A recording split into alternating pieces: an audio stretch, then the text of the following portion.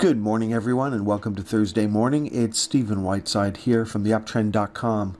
In the pre-market this morning, stock index futures and commodities are mixed. We've got the NASDAQ futures trading lower, while we've got gold trading higher on Thursday morning. Well, yesterday we saw the VIX continue to move higher.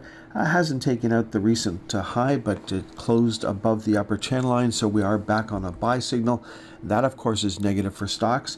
North American markets were led lower yesterday by U.S. retail, followed by U.S. regional banking, and then semiconductors, which gapped lower.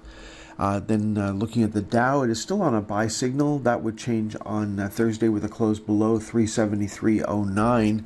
Then the S&P 500 is back on a sell signal, joining the NASDAQ already on a sell signal. And then we saw aggressive selling in mid-cap, small-cap, and micro-cap stocks on Wednesday. Now, the energy sector had a huge intraday reversal on Wednesday. Crude oil made a new low before reversing and closing higher on the day, joining natural gas, which also moved up on the day. And it was the TSX energy sector that led the North American markets higher on Wednesday. It actually did that on the previous day, and we got that nice big pop yesterday and traded above the open gap. So that open gap is no longer an area of resistance. Now, the iShares for the TSX 60 were down slightly, still closing above the upper channel line.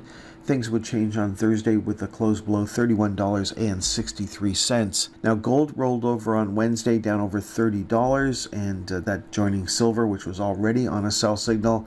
And we saw gold and silver stocks continue to move lower on both sides of the border, whether you're looking at the GDX or the XGD. Now, looking at the most actively traded Canadian stocks, number one was the TD Bank, still closing at the upper channel line.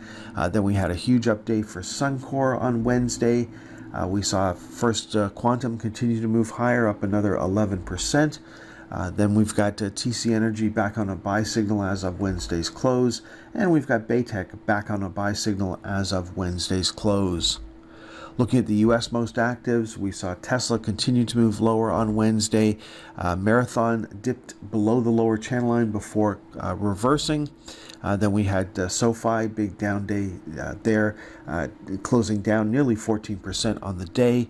Then we've got Ford back on a sell signal, and we've got Advanced Micro Devices already on a sell signal, continuing to move lower on Wednesday.